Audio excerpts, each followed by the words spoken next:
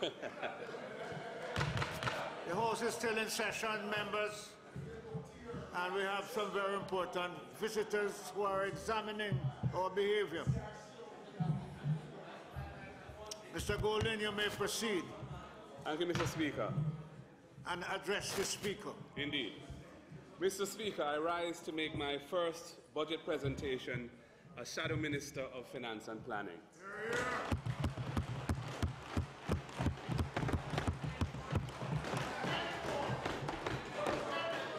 There are many persons to whom I owe a debt of gratitude. And today, I wish to publicly thank, first of all, my beautiful and loving wife, Sandra,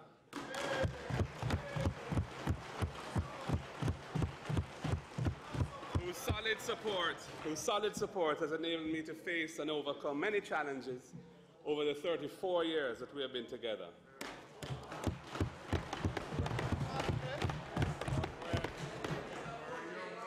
Babes, to quote the Manhattans, you are my shining star. Don't you ever go away.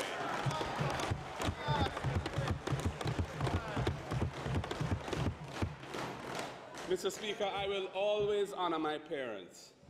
My late father, Professor Sir John Golding, who spent his life in service to the less fortunate in our country. He was a builder of many important institutions to empower the disabled, including the Mona Rehabilitation Center, now named after him, and the Hope Valley Experimental School, of which 2 alumni are members of this honorable House.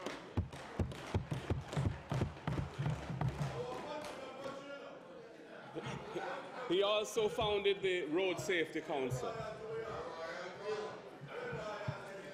Mr. Speaker, my mother, Lady Patricia Golding, has also led a life of public service, first in the Central Planning Unit when she started as a cadet in the early 1950s, an administrative cadet, and then at the Mona Rehab Center as a volunteer in support of my father's important work. God bless you, Mummy. Mr. Speaker, my 3 children, all adults now, have been supportive of all that I do and provide a welcome respite from the inevitable pressures and pains of public life. Mr. Speaker, to the wonderful people of South St. Andrew,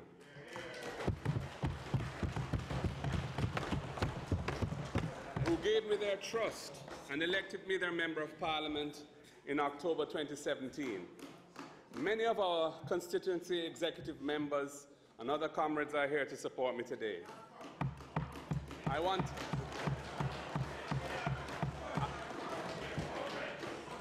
to big them up and thank them for their loyalty and teamwork as we strive to uplift our constituency and put service before self.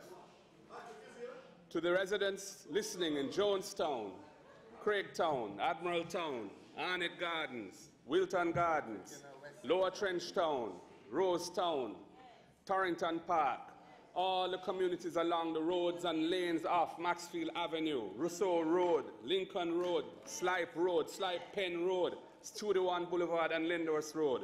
Enough respect and thanks to you all.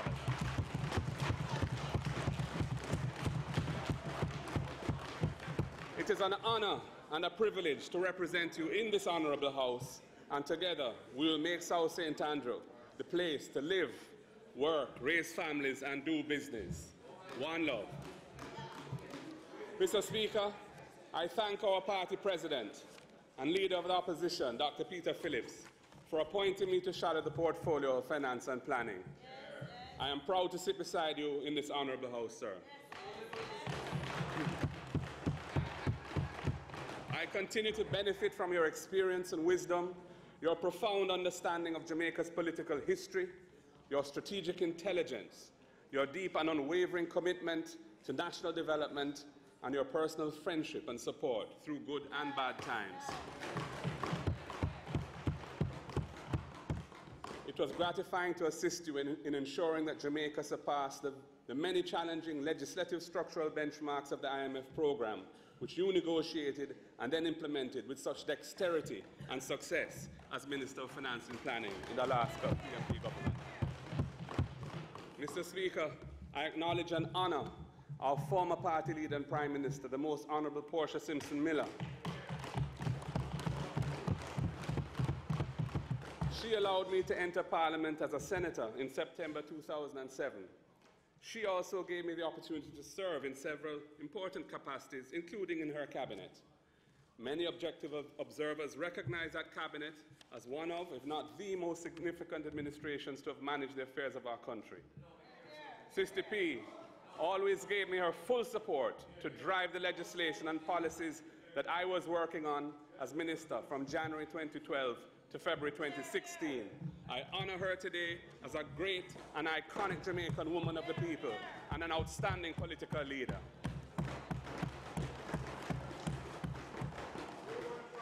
Mr. Speaker, I also recognize and pay tribute to Dr. Omar Davies, my predecessor member of Parliament who retired from political life in June last year. In addition to his long service across many years in government, his many programs in South St. Andrew, especially in the field of education, are a valuable legacy on which I hope to build. Mr. Speaker, although I have been in this Parliament as part of the government and also the opposition for 10 years, and have sat both in this chamber and in the Senate, including as leader of opposition business there, I've never sought the limelight. I was always most comfortable holding my corner and doing my work. As a result, many Jamaicans do not know my story. And so, Mr. Speaker, I'd ask if you please allow me to say a few words about myself. My professional background is in commercial law and investment finance, and I've made a career of growing successful businesses. I'm a partner in a law firm, which I joined in 1993 at 28 years old. At that time, there were just 3 other lawyers in the firm, all of them over 65. Today, that firm has 19 lawyers, and I'm grateful to say, enjoys the trust of its clients and the respect of its peers. My senior partner, the Honourable Hugh Hart, OJ, as my mentor in commercial law, was a former Minister of Tourism, Mining and Energy in the JLP administration of the 1980s. We know that when it comes to serious business and achieving results, there is no place for tribal politics.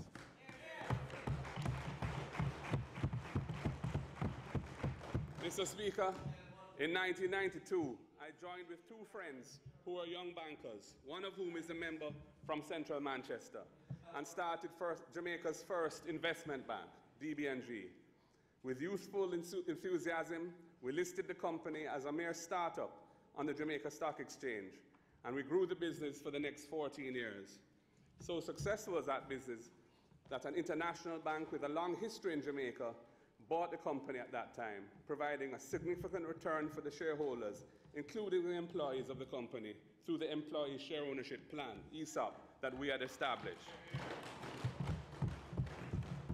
4 years later, I joined with a few of my former colleagues in DBNG, again including my friend and colleague, the member from Central Manchester, to start a new regionally based investment company, which is also listed on the Jamaica Stock Exchange. It is proven, and as it thrives, it is creating tremendous value for its stakeholders. Mr. Speaker, it is that experience and the success that I've enjoyed in law and business which fueled my desire to make a further contribution to my beloved country, Jamaica, which has been so good to me.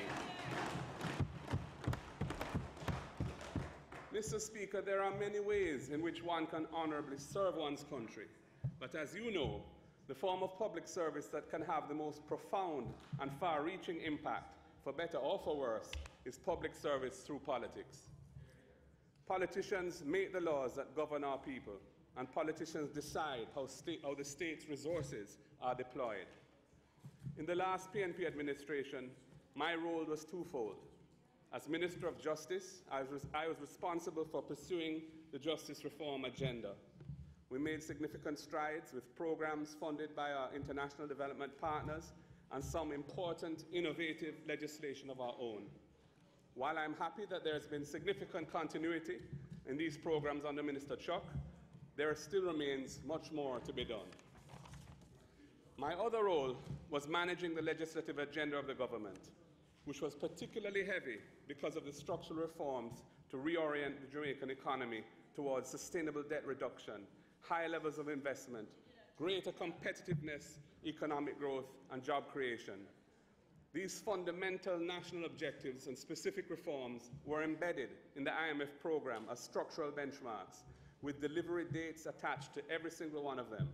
Mr. Speaker, we met every single one of them and on time. I want to thank the technical staff in the Ministry of Justice and the Cabinet Office who assisted me at that time, and of course, all my Cabinet colleagues and my fellow senators who enabled a lot of legislation to be passed at that time. We worked hard and did the right thing for the people and the country. Mr. Speaker, I wish to remind the country of some of the significant achievements of the last PNP administration, which turned Jamaica's economic fortunes around. They continue to pay significant dividends today and will do so well into the future. It is well recognized that Jamaica's abnormally high levels of violent crime have a major negative effect on investment and the growth of our economy. Mr. Speaker, our administration made significant strides towards making Jamaica a safer place in which to live. From January 2012 to December 2015, Jamaica averaged 300 less murders per year than in the 4 years under the JLP before us. Similarly, murders were 300 less per year under our watch than in the 2 years under the JLP since they took over. Our much stronger performance in reducing serious crimes resulted from several deliberate and strategic policies. Firstly, we improved the police-citizen relationship by removing many sources of friction and enhancing cooperation. Fatal shootings by the police went down under our watch by 67% to less than 100 per year by 2015, the lowest recorded in decades. We decriminalized possession of small quantities of ganja, which has resulted in 14,000 fewer arrests per year, mainly of so-called unattached youth. We eliminated criminal records for minor ganja offenses, benefiting again many thousands of Jamaicans. And Mr. Speaker, we provided hundreds of new vehicles for the police force to improve their mobility and their ability to fight crime. Mr. Speaker, we also enacted strategic legislation to tackle violent crime. We passed the anti-gang legislation targeting criminal gang activity, which is a major cause of murders in Jamaica. We passed the anti-lotto scamming legislation to provide the legal tools that have been used since to target the dangerous phenomenon of lotto scamming. We passed the DNA Evidence Act with a modern legal framework for collecting and using DNA for investigations and as evidence in court. We put a legal limit of $1 million on cash transactions outside the regulated financial system to fight against money laundering and corruption. We amended the shipwrighter law to give it more teeth to fight the dangerous guns for drugs trade that brings illegal weapons and ammunition into our country. Mr. Speaker, we also gave unprecedented attention to tackling the socio-economic causes of crime. Carefully designed crime prevention measures, such as Unite for Change and the End Violence Project, were introduced, with strong funding support under the Citizen Security and Justice Program, CSJP-3. These are some of the measures, Mr. Speaker, that helped us to significantly lower the murder rate in our country.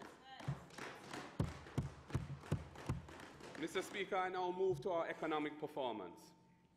Our administration undertook major tax reform that has helped transform Jamaica's economy by enabling significantly higher level of tax collections than ever before.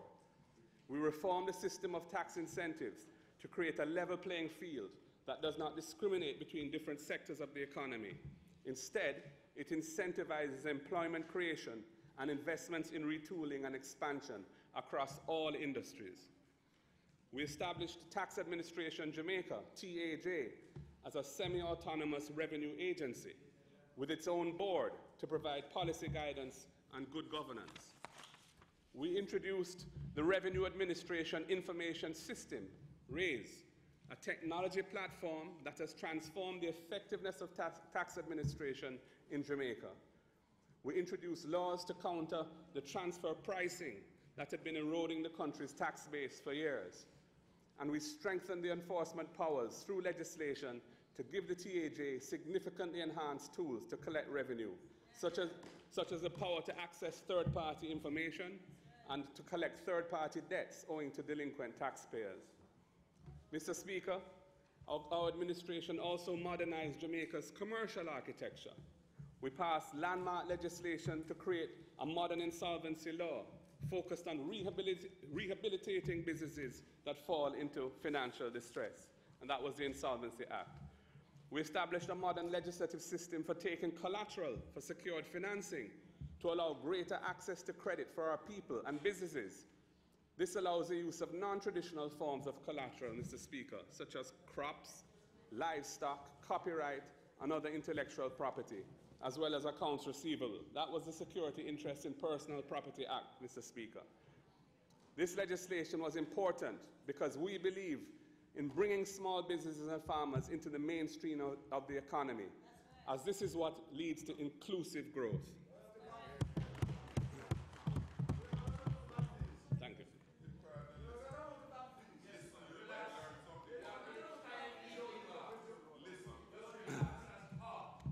Mr. Speaker, we passed legislation to make Jamaica Customs an executive agency and to support the implementation of the world standard Asikuda system at our ports to increase productivity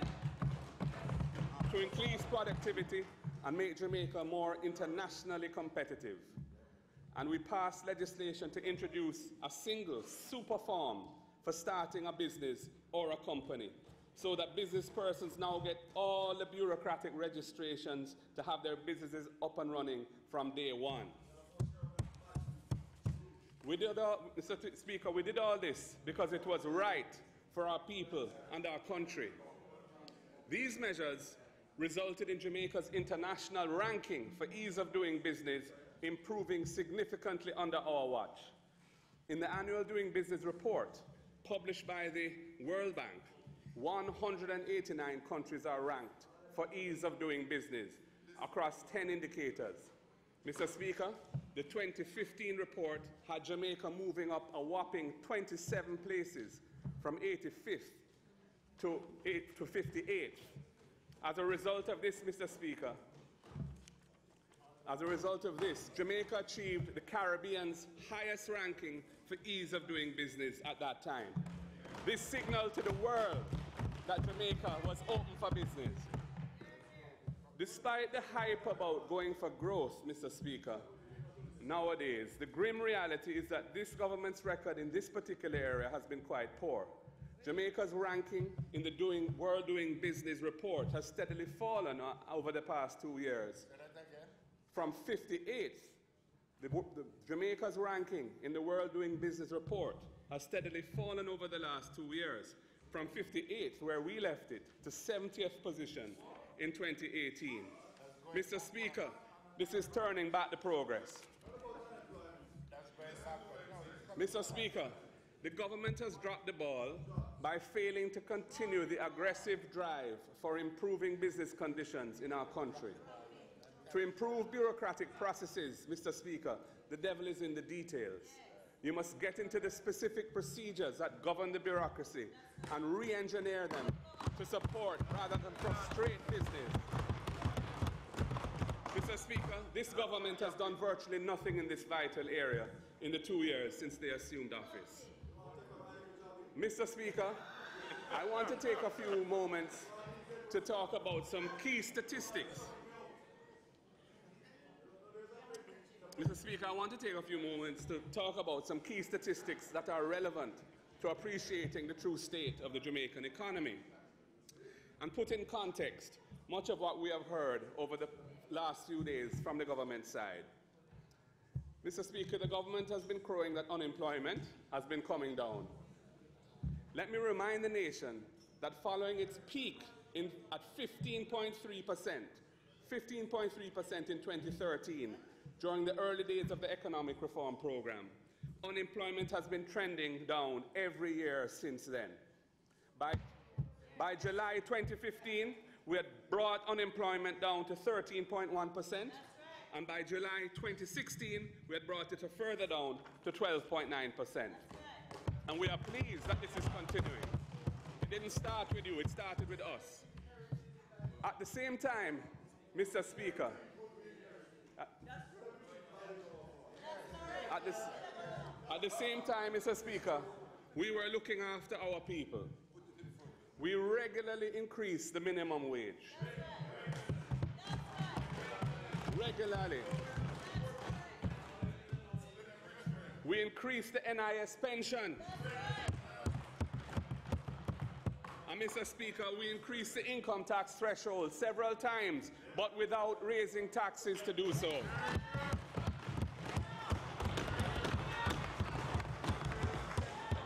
Mr. Speaker, that was prudent economic management. We also brought inflation. We also brought inflation under control, taking it down to levels not seen in 40 years. For fiscal year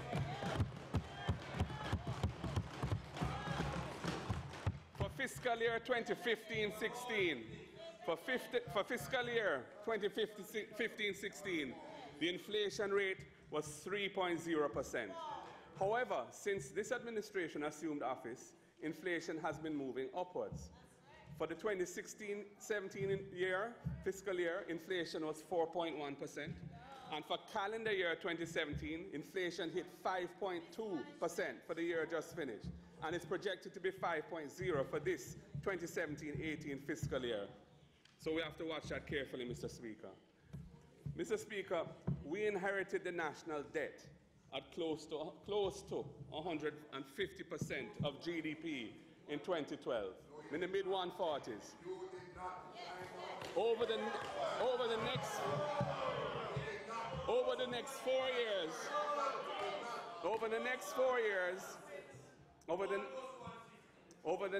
years, we brought it down to 127% of GDP. And Mr. Speaker, if you apply the new definition of public debt that is now being used, we actually brought it down to 119% of GDP by the time we demitted office.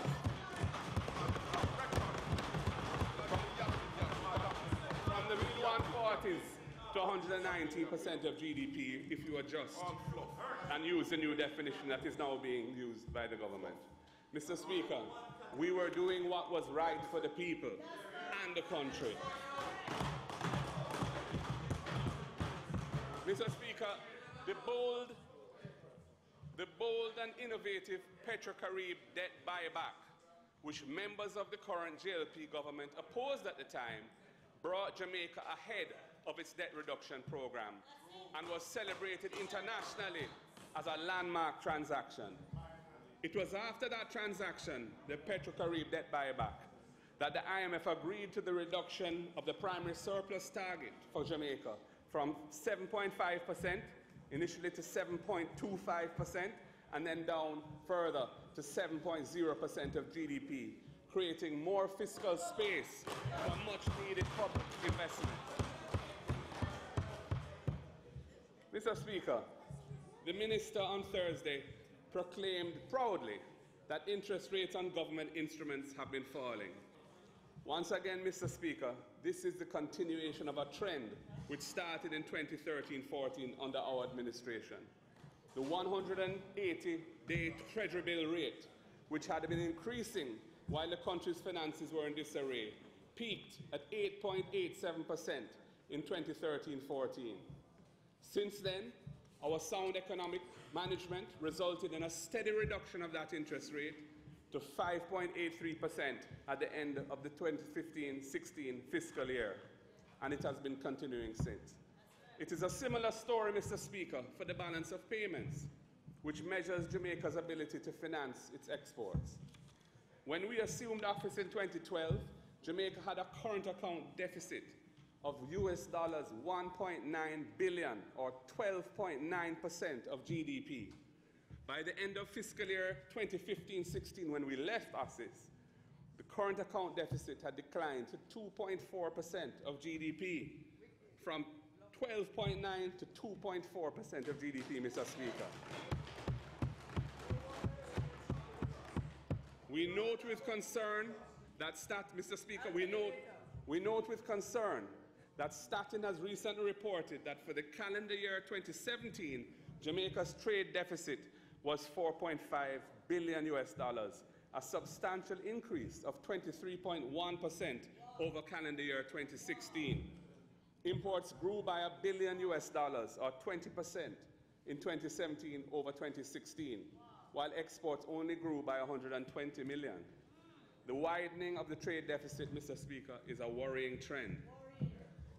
Of the $5.8 billion of imports in 2017, motor vehicles and fuel accounted for almost $3 billion. Mr. Speaker, fuel prices have been rising, now in the vicinity of $62 per barrel, depending which benchmark you use. There is no doubt that a substantial part of the increase in bank credit to the private sector that the Minister talked about last Thursday is financing the importation of motor vehicles, which does very little for the growth agenda and helps to drive the trade deficit. I am concerned, Mr. Speaker, about the sustainability of this trend, because we need to be financing production and exports to pay for the lifestyle we want to live. Mr. Speaker, the Minister spoke of the high level of business confidence now prevailing. This, again, is another trend that began during our administration.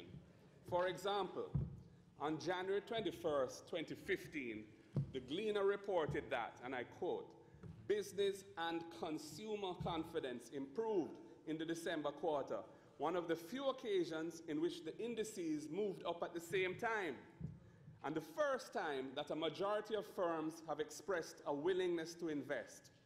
Optimism among Jamaican firms posted a quarterly gain of 9.5% and recorded an annual gain of 25.1%. I close quote. That was in January 2015, Mr. Speaker. Clearly, our economic management was building confidence in the country.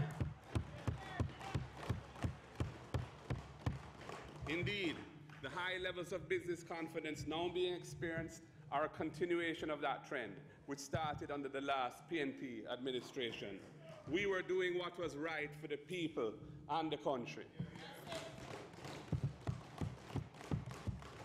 And Mr. Speaker, perhaps the strongest testament to this is that in 2015, the final full year of the last PNP government, the Jamaica Stock Exchange was the top performing stock exchange in the world.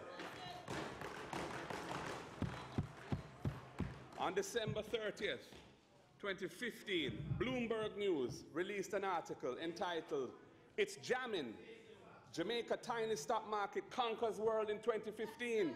That was the article, the title of the article in Bloomberg News.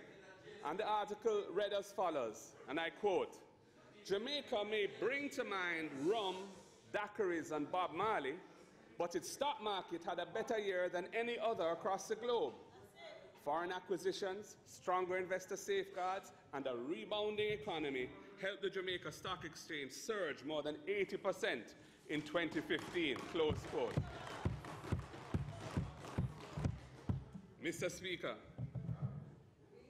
that 80% return on the Jamaican stock market in 2015 remains a standard that has not been repeated under this government.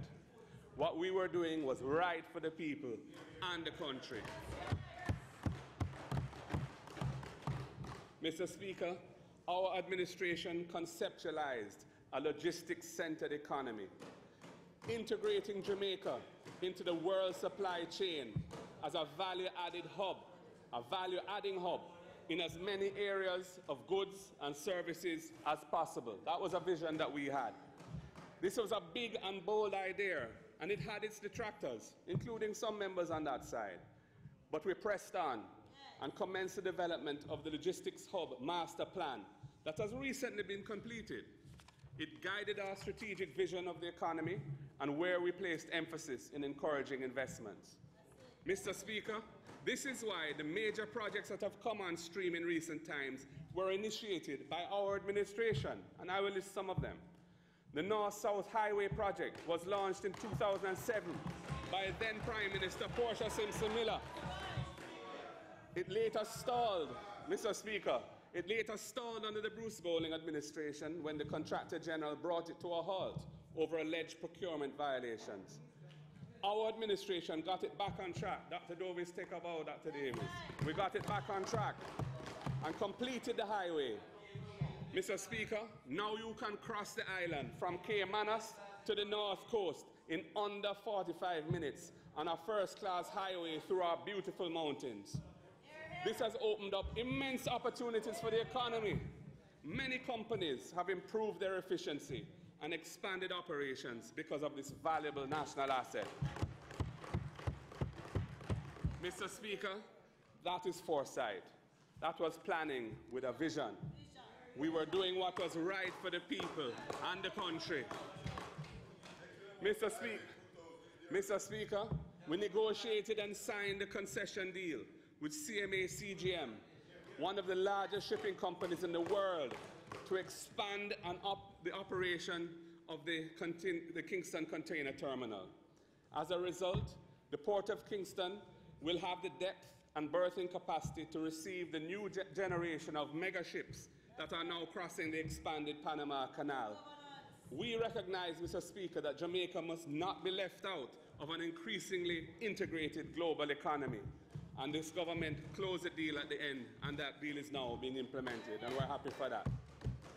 Mr. Speaker, the boom in the BPO sector began under our watch, guided by a 5-year master plan that we developed with the aim of creating at least 50,000 jobs over that period. Mr. Speaker, Jamaica is well on the way to achieving that target now. Mr. Speaker, we sought out and negotiated the deal with Fiscal, a leading Chinese company, to acquire and reopen the alumina refinery at Alpart that had closed in 2008. And Mr. Speaker, when that refinery closed in 2008, I'm going to ask you to take a few seconds rest while the leader of government business seek an extension for you to proceed. Mr. Warmington, the time for speaking with the members has expired. Mr. Speaker, move that the member's time is extended sufficiently for him to complete his presentation. Those in favor? Those against? Ayes have it. Mr. Golden. Thank you, Mr. Speaker. Thank you, Mr. Warmington. I will say, Mr. Speaker, that we sought out and negotiated the deal with Fiscal, a leading Chinese company, to acquire and reopen the alumina refinery at Alpart. When that closed in 2008, Mr. Speaker, it crippled economic life in much of central Jamaica. Mr. Speaker, Fiscal has announced recently a US $6 billion plan to significantly expand the refinery, including a new power plant and an industrial park. Once executed, it will be the largest investment project in Jamaica's history, conceptualized and initiated by our administration. We were doing what was right for the people and the country. And the member for East Kingston and Port Royal played a seminal role in that transaction. Mr. Speaker, we initiated a massive flow of the hotel investments, which will ultimately result in several hotels totaling, I'm told, about 16,000 new hotel rooms from over 60 billion of investment coming into this country. While most of the investment has come from overseas, local companies have also participated in this boom. Sagicor Group Jamaica undertook its major expansion in the hotel sector, acquiring and renovating several major resort hotel properties during our administration. And the Hendrickson family continued to acquire and refurbish major business hotels in the corporate area, and we salute these investors. Several major brands were brought to Jamaica in this time, from Marriott, to the Charisma Group and the Royalton and others, Sensatori and so on. And I must salute the work of the person to my left, former Minister of Tourism, the member for Western Westmoreland. Mr. Speaker, I mentioned that our government created a level playing field of tax incentives available across all sectors of the economy. At the time we introduced this far-reaching reform, some were saying, and I quote, if you repeal the Hotel Incentives Act and replace it with what is being proposed, you will not see a single hotel room being built in Jamaica in the foreseeable future, close quotes. Well, Mr. Speaker, the proof of the pudding is in the eating. Since we introduced those tax incentive reforms, Jamaica has seen a wave of expansion in the hotel sector that is driving visitor arrivals, increasing foreign exchange inflows, creating jobs for our people and opportunities for our farmers, transport operators, craftsmen and entertainers. Again, Mr. Speaker, we were doing what was right for the people and the country. Mr. Speaker, I move to energy. The high cost of energy and electricity has been recognized as a serious impediment to Jamaica being a competitive economy that can attract investment and generate growth. Our administration did the work that has transformed the energy sector through a series of critical initiatives, which I must mention, Mr. Speaker. First of all, the institutional framework that then existed simply was not working. So we established the Energy Sector Enterprise Team, ESET, comprised of persons with strong technical and commercial experience, headed by Dr. Vin Lawrence, to lead the charge in procuring new and more efficient generating capacity for the country. Mr. Speaker, we also signed a landmark energy agreement with the US government when President Obama visited in 2015, resulting in the US allowing their LNG to be exported to Jamaica, making us the first country outside of NAFTA to enjoy that benefit. Mr. Speaker, we brought New Fortress Energy to Jamaica, enabling the Bogue power plant of JPS to be converted to LNG and commencing the investment to establish a major LNG facility on the south coast that will supply Jamaica's LNG needs and will also be a hub for the distribution of LNG around the Caribbean. We implemented and started that project. Mr. Speaker, work commenced to establish a major new 190 megawatt LNG fuel power plant to replace JPSCO's very old and inefficient units in Old Harbour.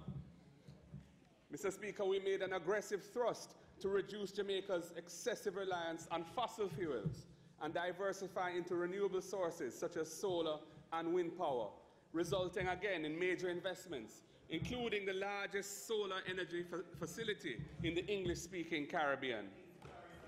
And Mr. Speaker, we passed a new Electricity Act to provide the legal framework to support these critical initiatives and provide more transparency in the costing and pricing of electricity to consumers.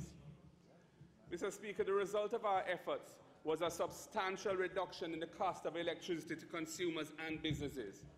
We also removed GCT from the bulk of electricity charges paid by consumers. Sadly, this government has reversed that. So, Mr. Speaker, all these goodies and more were handed to the current government on a platter in February 2016.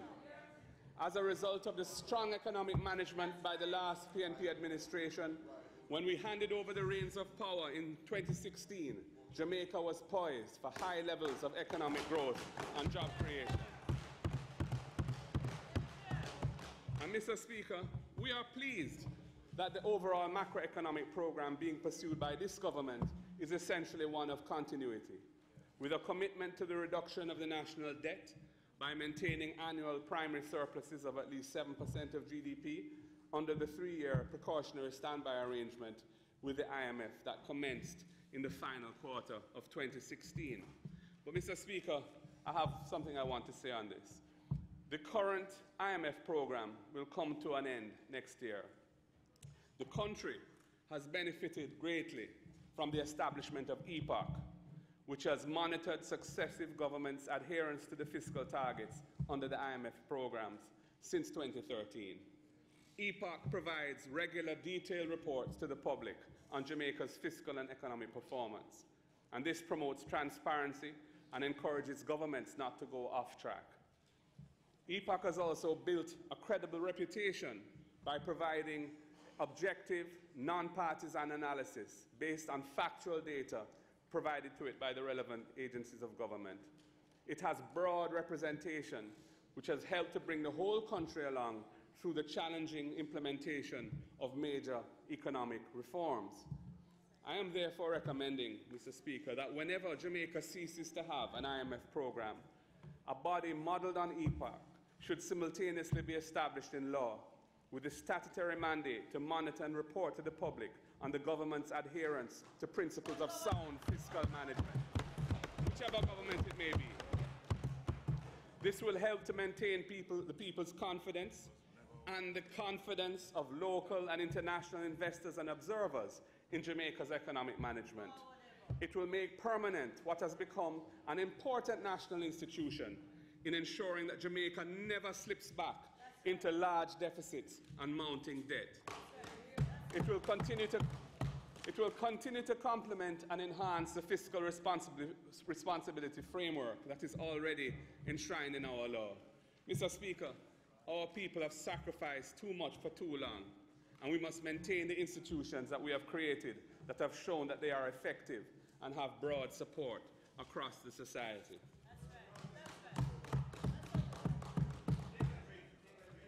Good idea.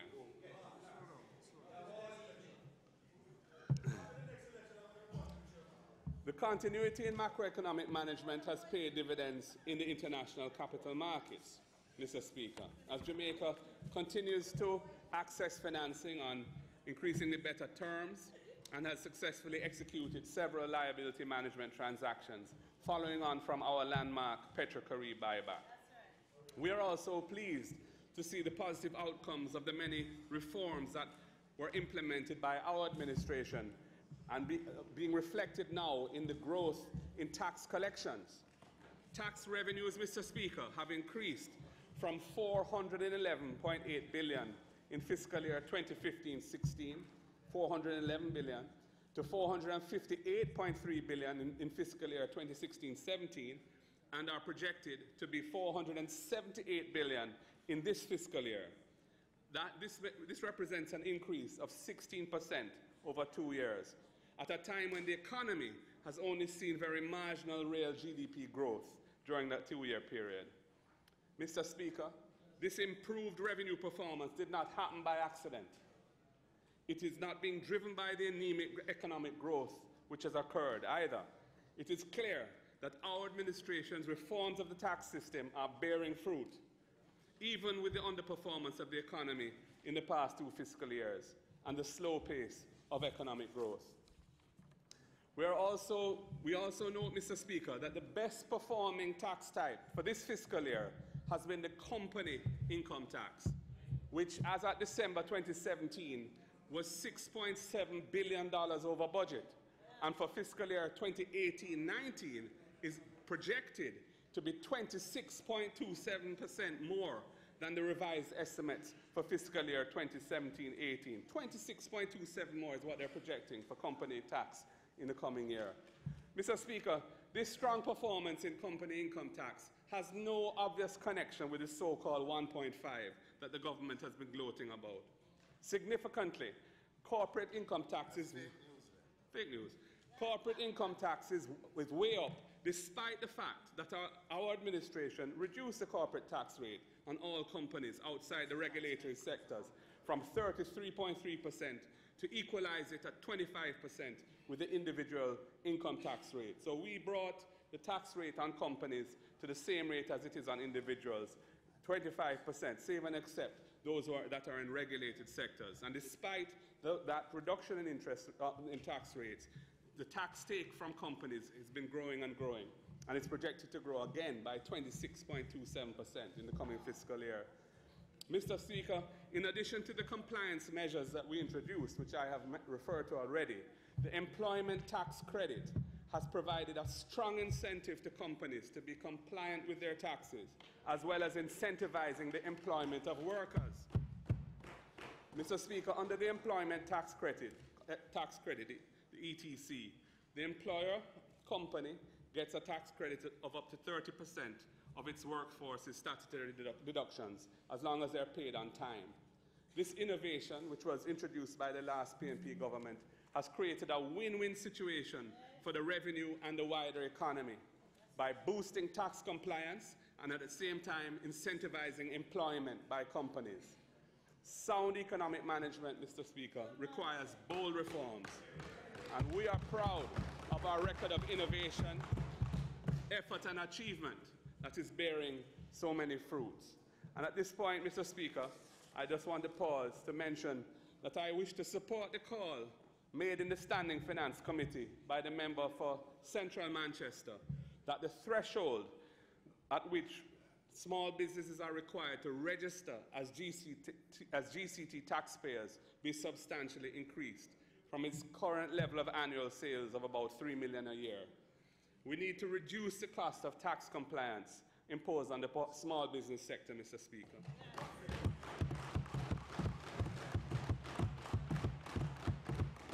These small entrepreneurs cannot afford to hire accountants to prepare monthly GCT returns.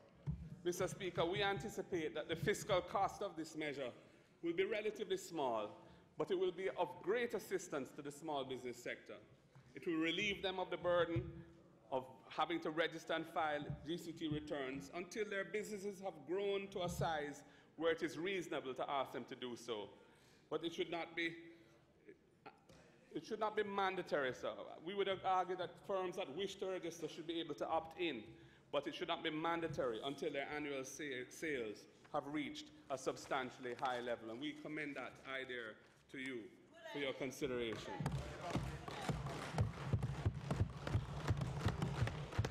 Give a break to small businesses, Mr. Speaker. Mr. Speaker, the JLP government has been on a crusade to portray itself as the party of economic growth. However, the record since 2005 shows that this is fake news. And Mr. Speaker, it's time to mash down that lie.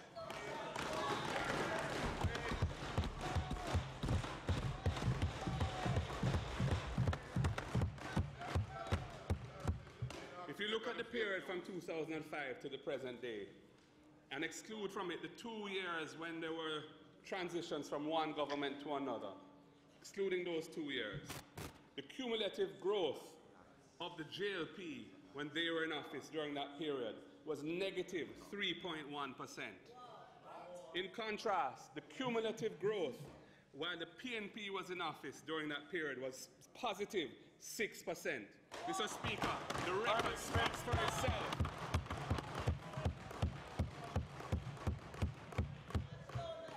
Mr. Speaker, I have spent some time giving an overview of what we did the last time we were at the crease. I think it's important that we do this to emphasize, Mr. Speaker, how critical it is to have continuity of sound policies where there's a change of administration, when the initiatives and approaches have been shown to have clear economic benefit. As the legendary investor Warren Buffett said, and I quote, "Someone is sitting in the shade today because someone else planted a tree," close quote.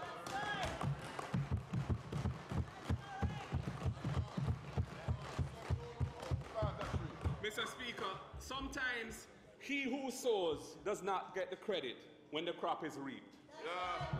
That is how life is. But what really matters, Mr. Speaker, is that Jamaica is reaping the benefit.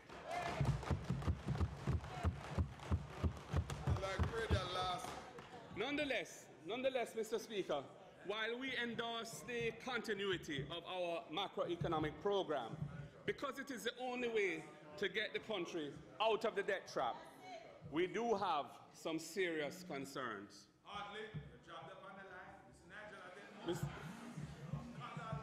Mr. Speaker, this 2018-19 budget shows no increases to adequately make up for inflation over the past year in the crucial areas of education, the police, health, agriculture, and justice. And Mr. Speaker, we see these as misplaced priorities that are not meeting Jamaica's needs. There are potential. Before I go into the details, I think it's worth saying something about the international environment, because we are not isolated from the rest of the world. Mr. Speaker, there are potential risks to Jamaica from the changes occurring in the international economy. Growth and employment in the major economies have been healthy, and central banks across the world have begun to normalize their monetary policy measures that were necessary to respond to the 2008 crisis. In that time, there had to be a huge expansion of credit because of the need to ensure that the world didn't go back into the dark days of the world recession of the 1920s. With the world economy having bounced back, monetary policies were being normalized again. Interest rates are rising, and the recent tax reforms in the United States are projected to generate large medium-term budget deficits, which will tend to give further upward momentum to interest rates. Mr. Speaker, the new tariff policies announced recently by the US government have the potential to lead to a spiral of responses from affected economies around the world, which could impact Jamaica's goods and services and increase, in terms of exports, and also increase the cost of our imports. Therefore, with our high level of external debt, Mr. Speaker, and our open economy, Jamaica will not be isolated from these trends.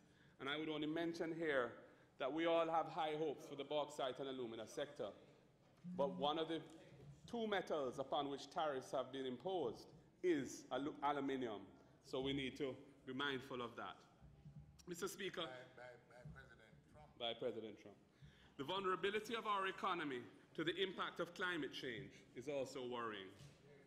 Agriculture, Mr. Speaker, is a major contributor to Jamaica's GDP, but it is the most exposed sector to droughts and excessive rainfall.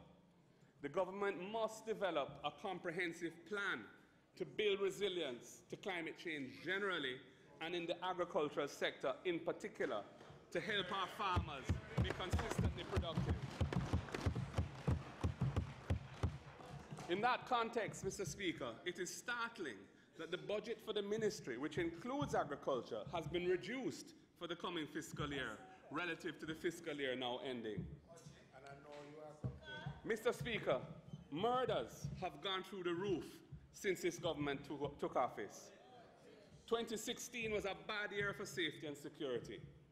Despite the reckless assurances given by political leaders on election platforms, no one has been able to sleep at night with their windows and doors open. No one. When the budget, Mr. Speaker, when the budget for this fiscal year when the budget for this fiscal year that's ending was brought to the House last year, the opposition warned that national security was being substantially underfunded, and we called on the government to recalibrate that budget so that the spiraling murder rate could be effectively tackled by law enforcement. Our call was not heeded. National security was compromised, and murders went up by a further 25% in 2017 over 2016, and 1,616 Jamaicans lost their lives. Mr. Speaker, our Unite for Change program has been abandoned, but the government's HOPE program is underfunded and will only scratch the surface of this urgent national challenge. If we are to turn Jamaica around, we must invest in these youths. Too often, it is the youngsters who are recruited into scamming and criminal gangs that feed the very high murder rate. The frightening year-on-year increase in murders since this government took office is sapping the national spirit and spreading a general sense of fear. And everybody is affected by it, Mr. Speaker. Everybody.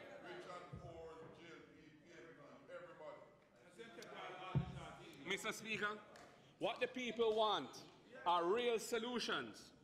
Instead, What we got was a misguided policy of buying used cars for the police, followed by a contract of over 400 million to purchase 200 used cars, which has become a major scandal plaguing the government. Mr. Speaker, a look at the national security budget for the coming fiscal year shows that the police force is not being well looked after. The capital A budget for the military is increasing from 2.4 billion to 8.4 billion. Over $6 billion for the military more, capital A, mostly to buy helicopters and vehicles and for the military, and to pay for cybersecurity initiatives, again, for the military. In contrast, Mr. Speaker, the capital A budget for the police is only increasing from 1.99 billion to 2.59 billion. That is about $500 million. Of this increase, only $313 million is for the purchase of vehicles. And we are told by the minister, that he's sticking to his policy of buying used cars for the police. And Mr. Speaker, on the recurrent side of the national security budget, there is 5.2 billion of additional expenditure on the military again for 2018-19, of which 3.1 billion is for additional soldiers to be added to the army. In contrast, Mr. Speaker, the overall recurrent budget for the police force is actually being reduced by 93 million, even though the police force has 3,000 less police officers than it needs. Mr. Speaker, this lack of balance in the national security budget is very concerning. It is the police who investigate crimes. It is the police who have the power to arrest criminals. Except in states of emergency and zones of special operations, the military does not have those powers and cannot play that role. It is the police who prepare cases for prosecution so that there is evidence to convict criminals. Mr. Speaker, this budget does not reflect a coherent crime plan. We are told by many experts that violent crime has been costing Jamaica at least 4% per annum in GDP growth. If we believe that, we must move with haste to properly fund the police and give Jamaicans a chance to see the high levels of crime reduced. Mr. Speaker, the mismanagement of national security has even led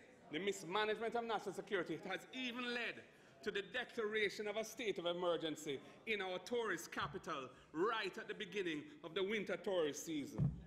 There is no crime plan, just used cars for the police, just Zoso in 2 small communities, while murders continue at a rapid pace in all the areas around those 2 communities and in Jamaica as a whole. Mr. Speaker, murder after murder after murder. Mr. Speaker, we are tired of the crime and the violence. Our people are battle-worn and traumatized. The country is in crisis, as one private sector leader said recently. This government just cannot manage.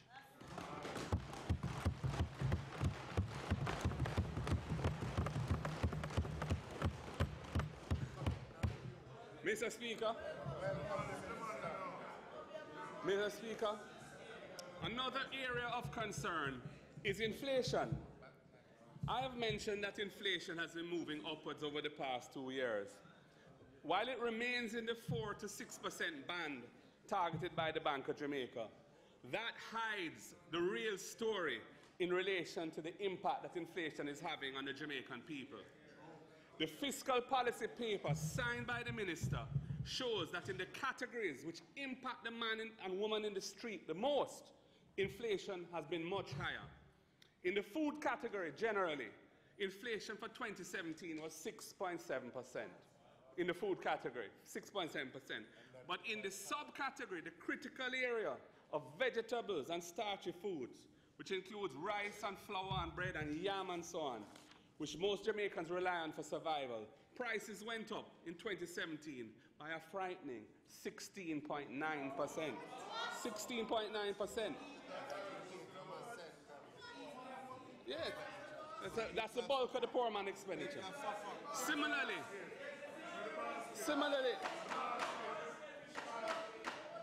Similarly, Mr. Speaker. Order, please, order.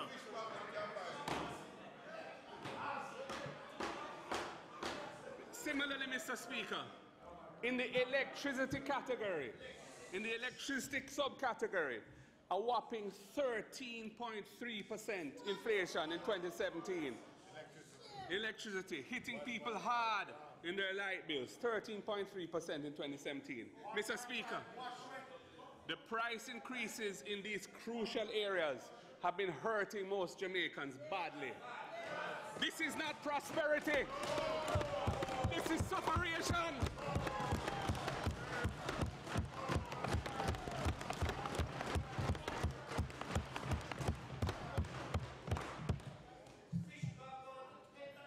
Mr. Speaker, on January 17th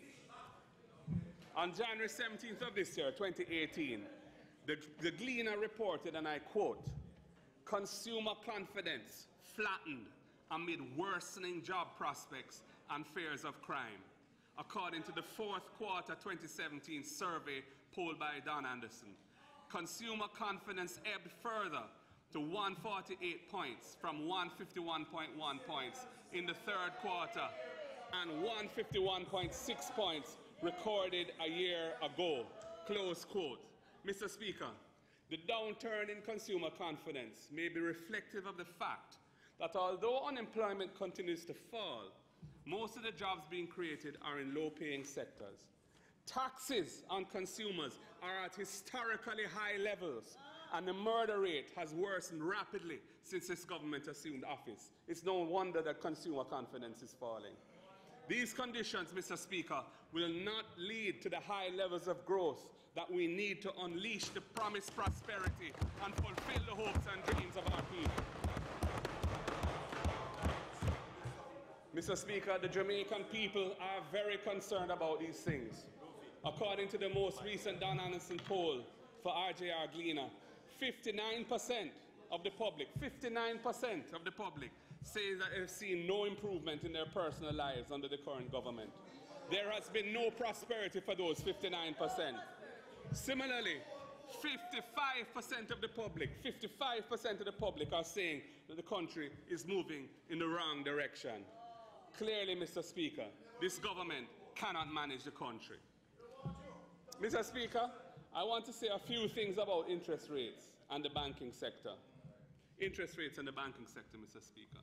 The Minister of Finance says he's anxious to see lending rates fall further, and we agree with him on that. We would also like to see consumers protected from what the public regards as excessive bank fees on everyday banking transactions. Minister, when you were in opposition, you and many of your colleagues strongly supported regulation of these types of bank fees. Now, your government has shamelessly blocked the private member's bill brought by the member for South St. Catherine that would have given consumers the protection they need. I called for bipartisan support of the bill during the debate, and the member who piloted the bill, see him right there, expressed willingness to be flexible in considering any kind of proposed improvements.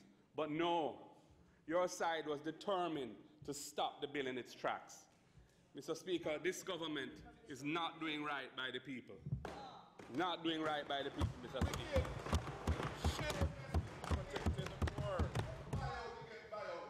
Mr. Speaker, Mr. Speaker,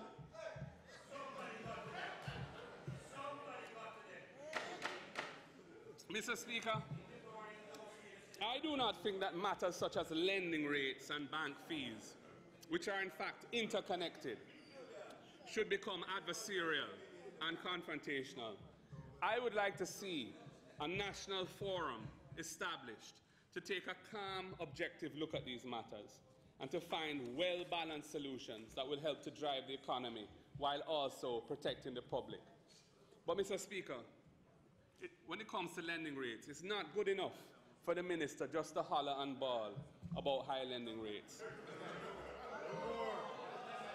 As part of forging a consensus in the spirit of social partnership that can reduce lending rates and bank fees, the minister has several tools at his disposal that can be used to bring a solution to these issues. Tools around reserve requirements and taxes and other things. If the minister is willing to use the tools that are available to him, I am confident that a solution can be found to create a win-win for the public, the economy, and even the banks. Mr. Speaker, the minister has also been trumpeting the decline in interest rates on government instruments. He has pointed out that the BOJ's overnight deposit rate is now at 2.75%, Minister, and the 180-day Treasury bill rate is now at 3.6%. As I've said before, this is a continuation of a trend that started under us. But, Mr. Speaker, I have a concern about the interplay between inflation and interest rates. Those interest rates are below the current rate of inflation, and this means that the holders of those government instruments are making negative real returns. The fiscal policy paper that you tabled, sir, for this budget shows that inflation is projected at 4.3% for the coming fiscal year, and then at 5% for each of the following 3 fiscal years after that. This negative interplay between recent and projected inflation and short-term interest rates is possibly a factor behind the recent pressure on the Jamaican dollar. Our dollar, Mr. Speaker, has depreciated rapidly from $124.50 to $128.81 to US $1 over the past few weeks. We have to look at that, Mr. Minister. Mr. Speaker, the Jamaican economy is not where it needs to be. It is not generating investments, employment opportunities, and growth at the levels that are needed for us to tackle the serious social ills that plague our society. After 2 years in office, the government's performance in growing the economy has been unimpressive and disappointing. They have significantly missed their growth targets in each of the 2 years that they have been in office.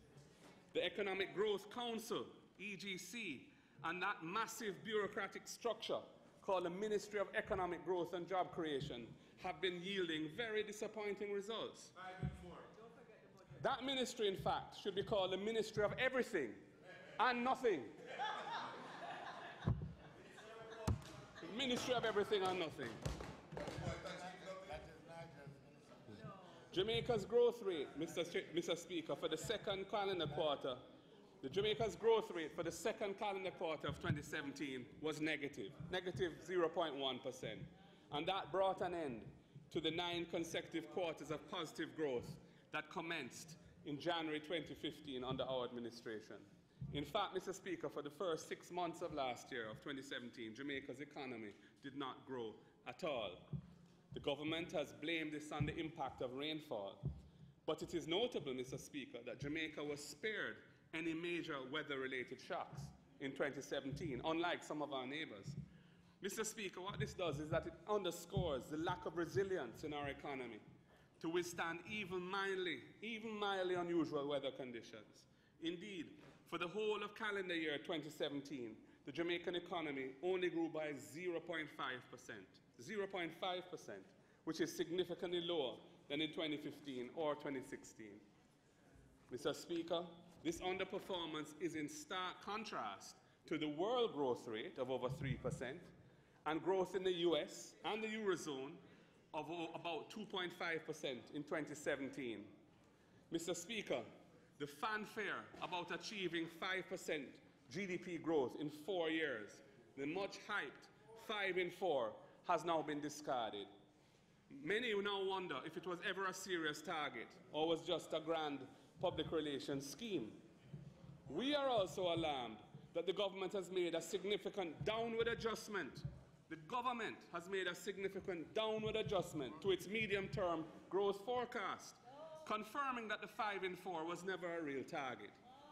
Mr. Speaker, in the September 2016, the September 2016 fiscal policy paper was projecting growth rates of 2.2% for 17-18, 3.3% for 18-19, and 3.2% for 19-20. Mr. Speaker, those growth projections were based on the path that we had forged for the economy when they took over. The fiscal policy paper just tabled by the minister with this budget and signed by him has substantially slashed the government's own projections for those 3 years to 0.9% for this current fiscal year, 2.4% for the year that's coming, and 2.1% for the year after that. And Mr. Speaker, the Minister's fiscal policy paper that he just tabled in the House for the coming fiscal year states, and I quote, real GDP is projected to grow by an average of 2.1% over the fiscal years from 2018-19 to 2021-22. Those are 4 years. Mr. Speaker, an average growth rate of 2.1% over the next 4 years, after all the heavy lifting that we did to restructure the economy, and after all the sacrifices made by so many Jamaicans, it's just not good enough, Mr. Speaker. Mr. Speaker, this substantial reduction in the government's official growth forecast is in stark contrast to the imaginary 5 in 4 and demands an explanation from the government. Sadly, no explanation has been forthcoming. And on behalf of the people, I ask again, was the 5 in 4 just a public relations stunt, or was it a pipe dream? Mr. Speaker, if that is not the case, then why is the government officially projecting real GDP growth at an average of 2.1% over the fiscal years to come, which spans a period when the Economic Growth Council said we should be achieving 5%? What went wrong, Mr. Speaker? What went wrong? Tell the people the truth. Tell the people the truth.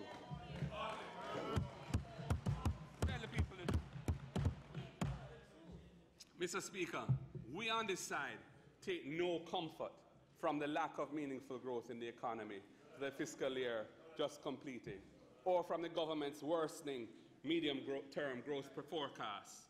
To the contrary, we are disappointed. Jamaicans have toiled and made tremendous sacrifices to enable us to establish an economy that was structured and poised to achieve growth. We won our leg of the relay and handed over the baton. The government must run its leg without letting the side down, without dashing the hopes and dreams of the Jamaican people.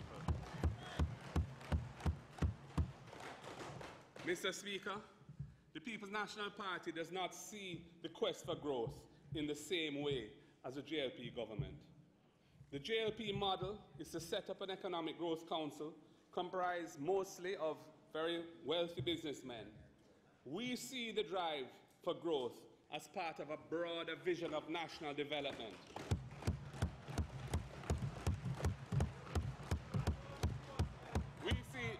We see the drive for growth as involving the active participation by all stakeholders who make up our society.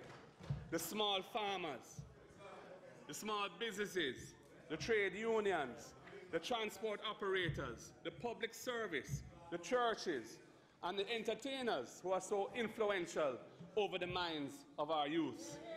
All of these groups, Mr. Speaker, need to be brought into a truly national drive for higher levels of economic growth as part of a strengthened participatory democracy. That's our philosophy. And Mr. Speaker, without sustained, inclusive, and equitably distributed economic growth, prosperity will remain but a fleeting illusion to be pursued but never attained, as the great Bob Marley quoted from His Imperial Majesty.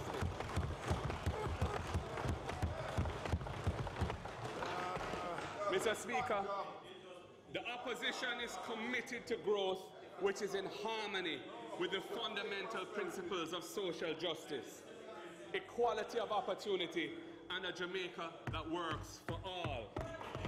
I'll repeat that. The opposition is committed to growth which is in harmony with the fundamental principles of social justice, equality of opportunity, and a Jamaica that works for all. Without this, Mr. Speaker, growth will not lead to greater national prosperity, but will merely serve to enrich those with capital, more often than not foreigners, while most Jamaicans are left to wonder why they cannot achieve their hopes and dreams in the land of their birth. And Mr. Speaker, both political parties must be involved in this process for it to be successful. And for that to happen will require authentic bipartisanship, deliberately fostered in the national interest. Authentic bipartisanship. Authentic bipartisanship means honest dealings with each other. Honest dealings with each other. Not only in meetings where the public is not present, but also in the public domain. Mere lip service will achieve nothing positive. Nice-sounding words are too often undermined by behavior which remains tribal and divisive.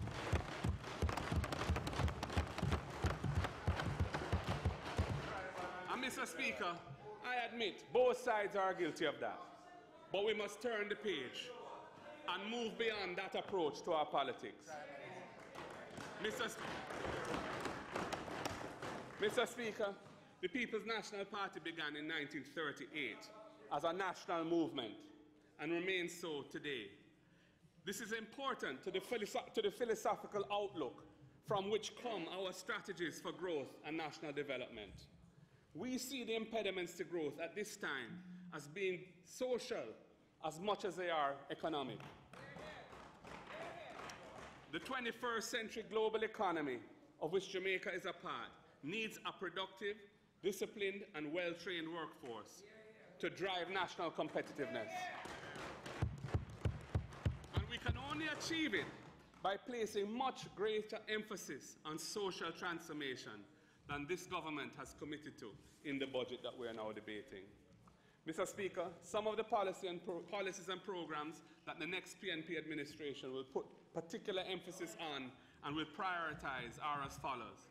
Firstly, we are at an advanced stage of developing policies that will, for the first time, comprehensively tackle the issues of land titling. With some 700,000 parcels of land in Jamaica that have no registered title, the financing of agriculture and of rural development generally is undermined, and this has contributed to persistent poverty over generations. Mr. Speaker, LAMP is a good program which we started, but it has really only scratched the surface.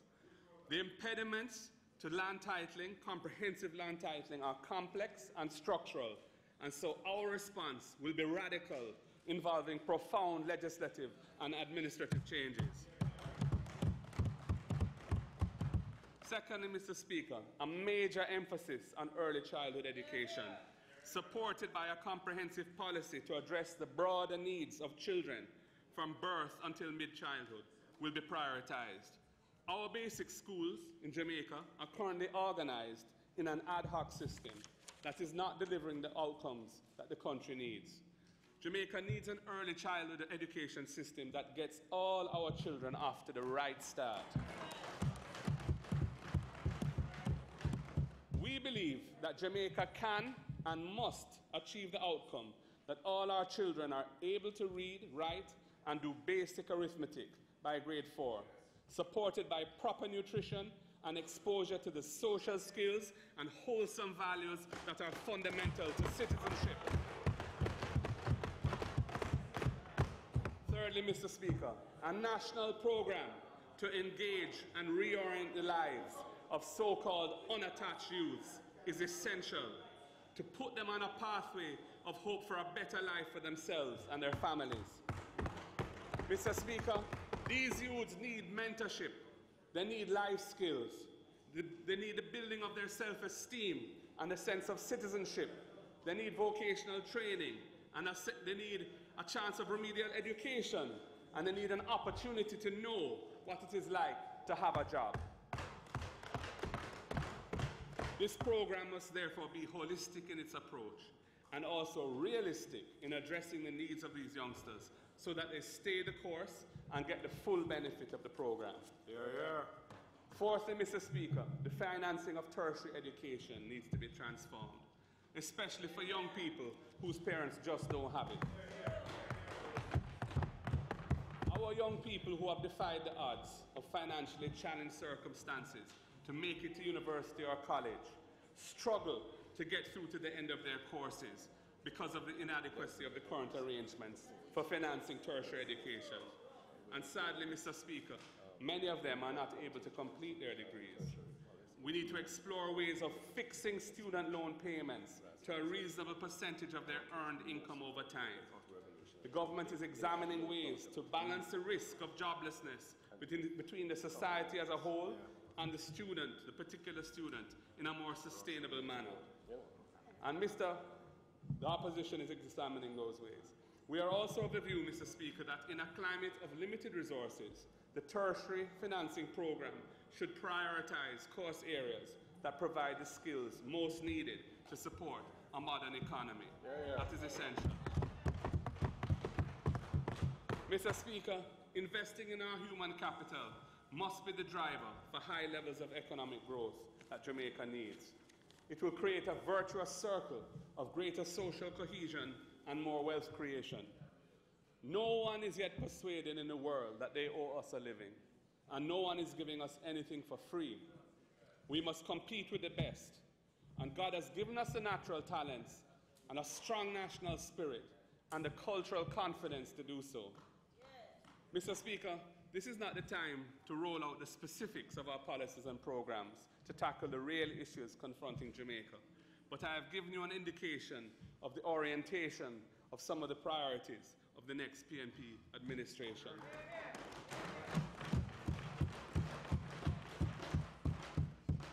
Mr. Speaker, taxation policy is one of the most important tools available to the state to drive social justice, equality of opportunity, and a Jamaica that works for all. Taxation policy is critical. Mr. Speaker, the main feature of the budgets of the fiscal years 2016-17 and 2017-18 was the two-phased increase in the income tax threshold from $592,800, just under $600,000, to $1.5 million per annum. Mr. Speaker, the financing of the two phases of increases to the income tax threshold was achieved by additional tax measures totaling $30.9 billion, largely through various forms of indirect taxation, which have been a burden on the consumers in this economy at a time when growth has stagnated.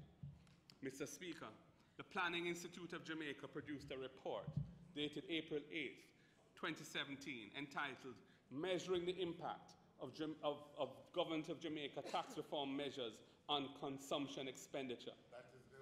The PIOJ, that's the $31 billion of taxes. That report assessed the impact of moving away from the direct taxation system that we had and increasing the income tax threshold to $1.5 million.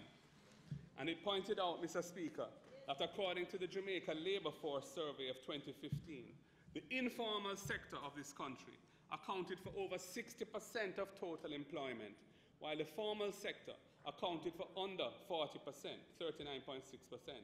This means, Mr. Speaker, that the majority of Jamaica's employed labour force does not have a formal tax-paying relationship and has not benefited from the increase in the income tax threshold.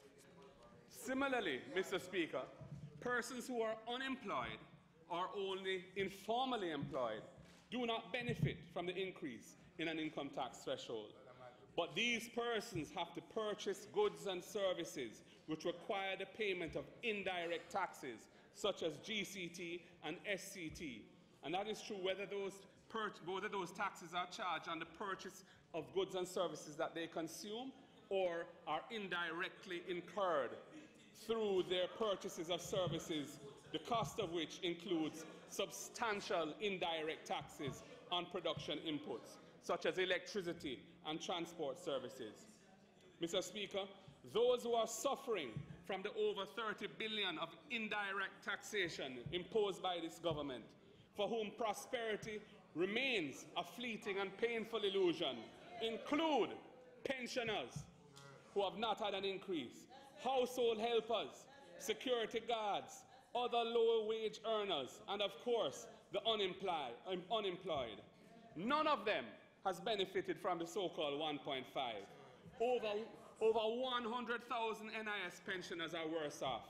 Over 400,000 self-employed persons are worse off. including farmers, hairdressers and barbers, taxis, minibus operators, shopkeepers, bar owners, mechanics. They're all worse off.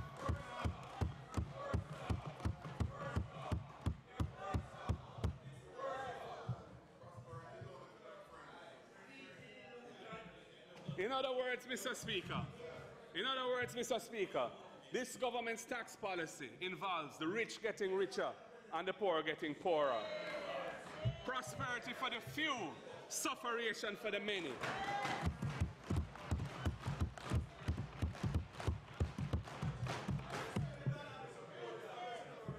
Mr. Speaker, this is borne out by our experiences as members of Parliament, in particular those of us who represent constituencies where most of the residents are in lower income groups. It is particularly painful that those who bought into the announcement of the so-called 1.5 and the promise, the illusion of $18,000 per month of extra cash in their pockets are now facing the harsh reality of $30 billion of additional taxation. The political propaganda at the time said that there would be no additional taxes to pay for it. The government's two budgets before this one, imposing over $30 billion of new taxes, have shown that this was a false promise and fake news. Mr. Speaker, the Minister of Finance last Thursday denied that the 1.5 was sold to the Jamaican people on the basis that there would be no new taxes to pay for it. Well, here is a GLP political advertisement from the last general election, which mashes down that lie. It said, we can afford it, it said.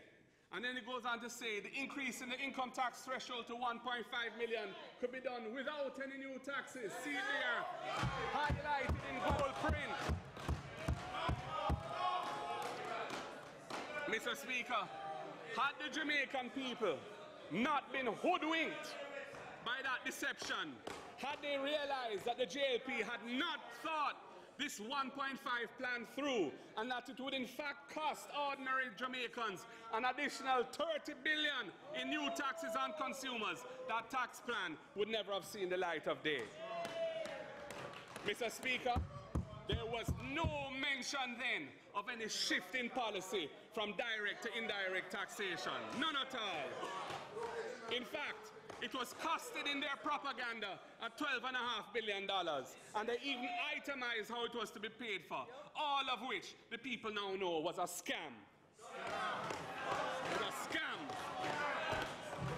The audit firm PricewaterhouseCoopers newsletter on the 2016-17 tax measures stated, and I quote, a total of $13.78 billion in new taxes were announced to fund the initial phased increase of the tax-free threshold, initially to $1,272,000, which is estimated to cost for this fiscal year $12.5 billion. The budget for that year was nearly halfway through the year. $16.7 billion on an annualized basis. Close quote. In the budget, Mr. Speaker, in the budget for fiscal year 2017-18,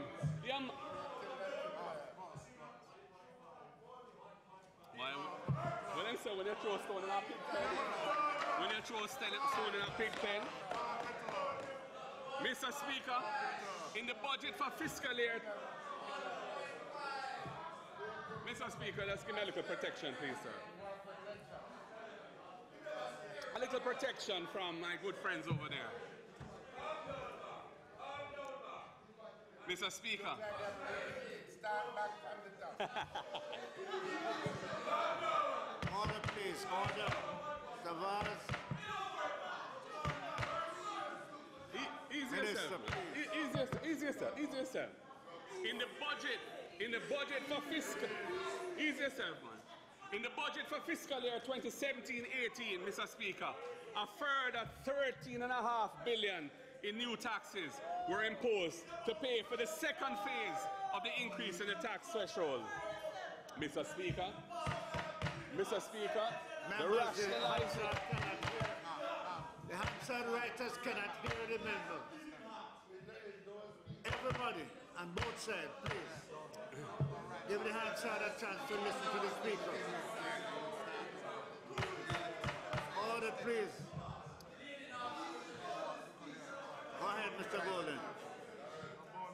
Mr. Speaker, the rationalization that came after the 2016 general election has been that the 1.5 represents a deliberate policy of shifting to indirect taxation from direct taxation on incomes.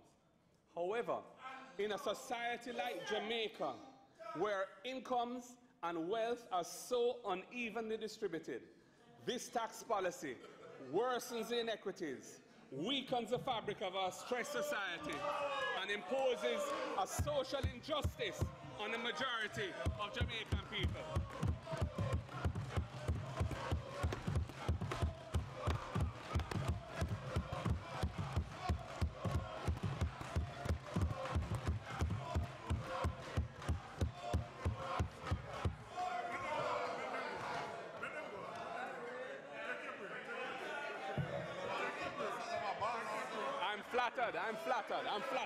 I'm flattered. Mr. Speaker, the Minister of Finance and the Public Service has proudly announced that there are no new taxes in the coming year's budget. But were it not,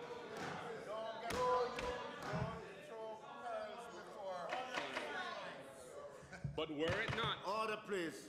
Mr. Speaker, were it not for the need to raise taxes to pay for the 1.5, there would not have been a need for additional taxes after our administration restored the public finances and eliminated the fiscal deficits that were driving up the national debt.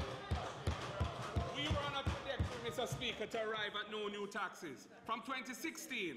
And the reason why you had to introduce 13 billion of new taxes in 2016 was to pay for your 1.5. Otherwise, there would have been no new taxes in 2016. The only taxes that you imposed in 2017 were to pay for the second phase of the 1.5. So, Mr. Speaker, your no new taxes is 3 budgets late, and your government is fully responsible for the delay.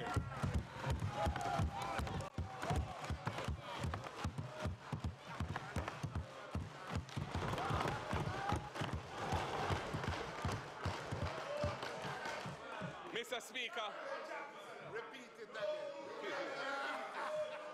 Repeat it. you want me to repeat it? No, go on. But, Mr. Speaker, Order, please. Order, please. Members. it looked like a beetroot, man. Mr. Golden, proceed. Mr. Speaker, there is more to it than that.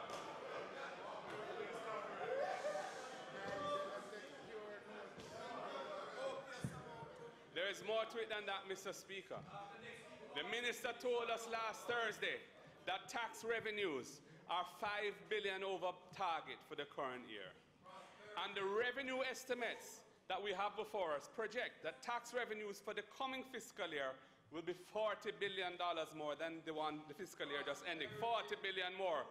What particularly disappoints us, Mr. Speaker, is despite all the additional revenue that the tax reforms have been successfully bringing into the government's coffers, the minister has not chosen to take even a little bit off of the annual 30.9 billion of additional indirect taxes that have hit the wider society, especially the vast majority who have never benefited from the 1.5. Not even 1% of the GCT, Minister. Not a single tax break for the unemployed, the minimum wage earner, the pensioner. Mr. Speaker, reducing the tax on fuel would perhaps have had the biggest multiplier effect on the economy, as inflation would fall and it would boost aggregate demand. And it would boost aggregate real demand. Any way you cut it, Mr. Speaker, lowering the taxes on the majority who live on the margins of society and must consume every dollar that they can find just to stay alive would help to drive the aggregate demand and inject more life into the economy. It is pity, Mr. Speaker. It is a pity that this opportunity for some tax relief for the majority has been ignored by the government in this budget.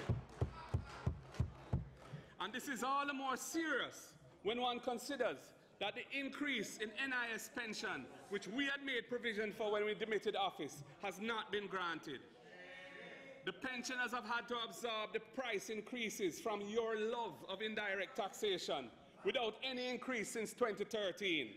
The minimum wage, which you promised to double, has not increased by $1 in the 2 years since you took office. Mr. Speaker, our hero from Trenchtown taught us to say, "Soldier say, not one of my seed shall sit on the sidewalk and beg bread." Well, Mr. Speaker, for the majority of Jamaicans, especially the most vulnerable, the dirty tough pot a cook, but the food not enough.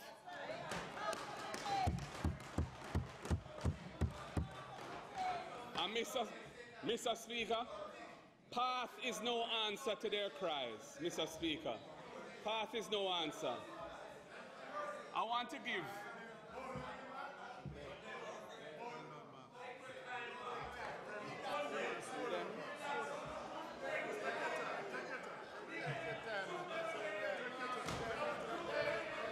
It's all right, man. Them have some more licks to get. Them have some more licks to get.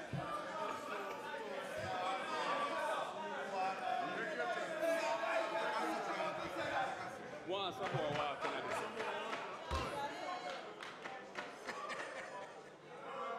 Some more walking at this. Mr. Speaker. Order. Control this side, please, sir. The path, Mr. Speaker, is no answer to their cries. I'm going to give you a real-life example of how dread it is to those who rely on path. It is really no bed of roses. The other day, Mr. B, I'm going to call him Mr. B, respect his anonymity. Now, Mr. B came to see me in my constituency office. He is 52 years old and was a victim of a stroke some years ago. He lives alone without much help because his 2 daughters have children and are themselves struggling. He has to walk slowly and painfully with the aid of a stick. Under the path, Mr. Speaker, he gets $5,000 every 2 months. That is not survival. That is destitution. Mr. Speaker, it is immoral that at a time when tax revenues are projected to increase by over $40 billion in the coming fiscal year, not $1 of tax savings has been passed on to people like Mr. B. And there are thousands and thousands like him in every constituency across Jamaica. Mr. Speaker, to be poor is a crime, it is often said. We need a Zoso on poverty in this country, Mr. Speaker.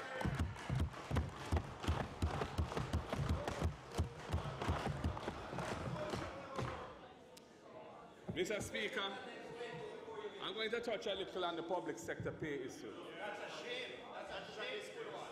Last week, Thursday, the minister said a great deal about the government's pay offer to the public sector workers. Well, I too have some things to say about that. Mr. Speaker, when the lowest paid public sector workers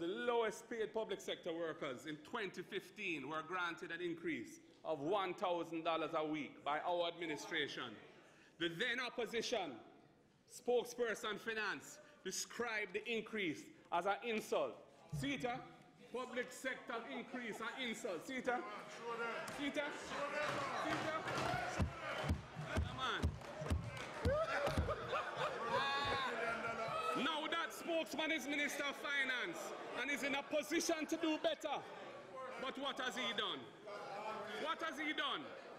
Mr. Speaker, the side man on the solid waste garbage truck earning $6,200 a week is being offered an increase of 5%, $310 a week. $310 a week. That's worse than insult. The JUTC driver earning $12,000 a week is being offered an increase of $600 a week. The lady who is an ancillary worker in a hospital or in a school earning $8,500 a week is being offered an increase of $425 a week. Mr. Speaker, where is the Shaw of 2015? I can't see him. I can't see him.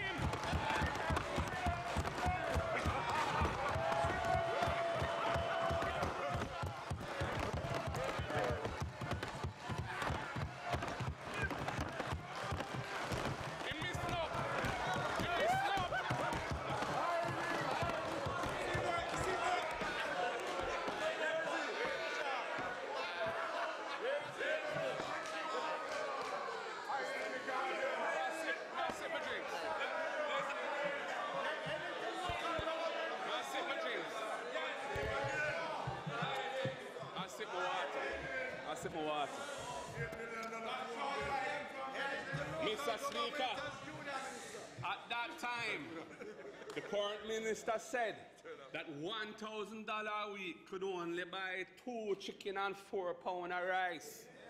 Well, if that was the Shaw standard then, what can $600 or $425 or worse, $320 buy today?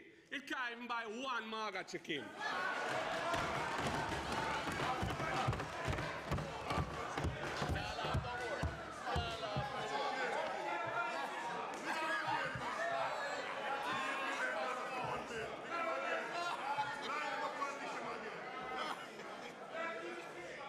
Mr. Speaker, the public sector workers deserve better. The public sector workers deserve better. They were better off under our administration. We treated them with respect.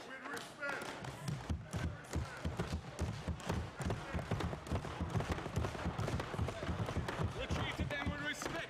We consulted them in a genuine way. We earned their trust. Yes. But now they are being insulted. Mr. The take it or leave it thing.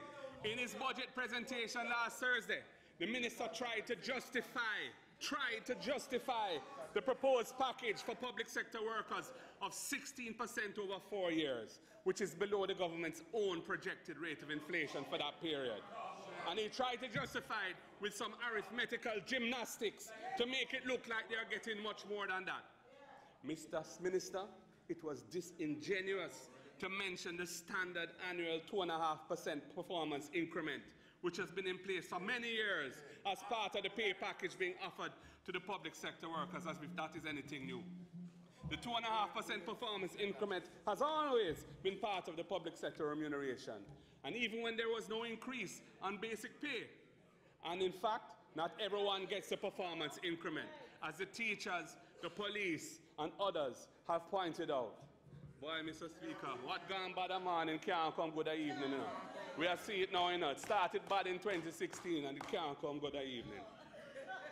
Mr. Speaker, but what is even more harsh was the suggestion that public sector workers have seen an average increase in their net pay of between 7% and 14% because of the 1.5.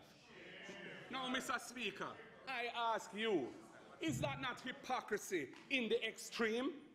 How can you say to public sector workers in February 2016 that they would benefit from $18,000 a month of more pay because of your 1.5, and then you rely on the 1.5 as your justification for denying the public sector workers a reasonable increase that will be ahead of projected inflation? How can that be?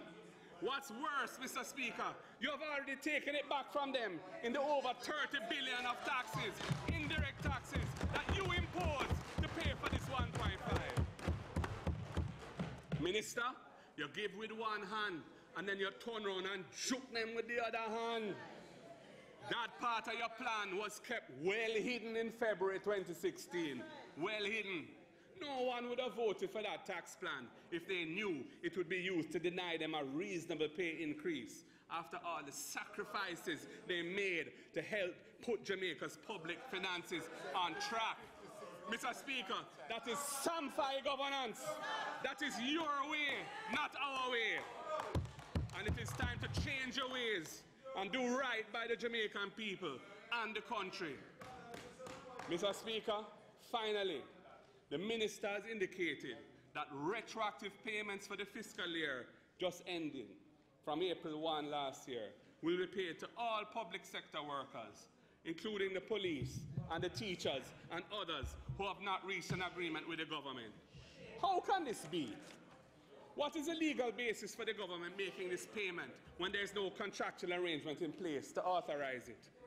These are public funds and must be used in accordance with the law, and not as a tool to undermine the sanctity of the collective bargaining process. That happens in dictatorships, Mr. Speaker. It should never happen in our democracy.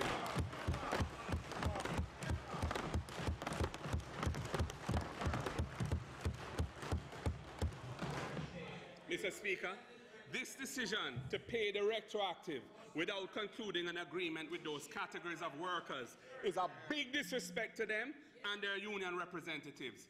And it's also a violation of the International Labour Organization Convention number 98 of 1949, to which Jamaica is a signatory, and a violation of the Labour Relations Code that was approved in this Parliament in 1976.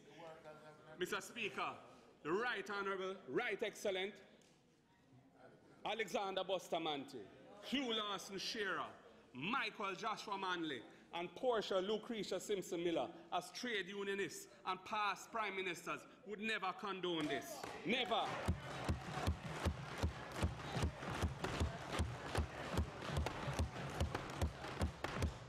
Not even those unions who have signed on for the paltry increase over the 4 years offered by your government can support such a violation. Mr. Speaker, we never operated in this way. It is a disgrace to see a government behaving like this towards its own employees. Minister, once again, I'm asking you, do what is right for the people and the country. Withdraw your position and go back to the bargaining table. Don't be wrong and strong.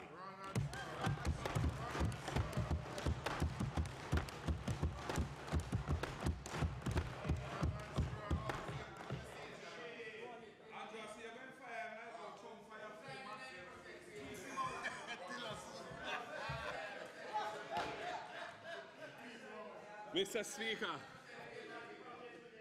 Speaker, as I come to the end of my first budget presentation, all good things must come to an end. All good things must come to an end. As I come to the end of my first budget presentation, my message is that Jamaicans, and indeed we in this House, are all in this thing together. We may disagree on some things, but there are many things on which we can all agree. We are all loyal Jamaicans, giving public service through political engagement because we love our country. Mr. Speaker, the people are Jamaica's most important asset. We must invest generously in our people to give them the ability to improve their lives. It is the duty of the government to create an enabling environment that supports self-reliance, entrepreneurship, wealth creation, and genuine prosperity that will benefit everyone. And we must invest in the people to achieve that. Our people deserve this and much, much more. Every Jamaican must feel that if they work hard, they will find success. Those are the only foundations on which we can build an equitable and just Jamaica, and a place to live, work, raise families, and do business. Mr. Speaker, may God bless us all and bless our beautiful and sweet Jamaica, land we love.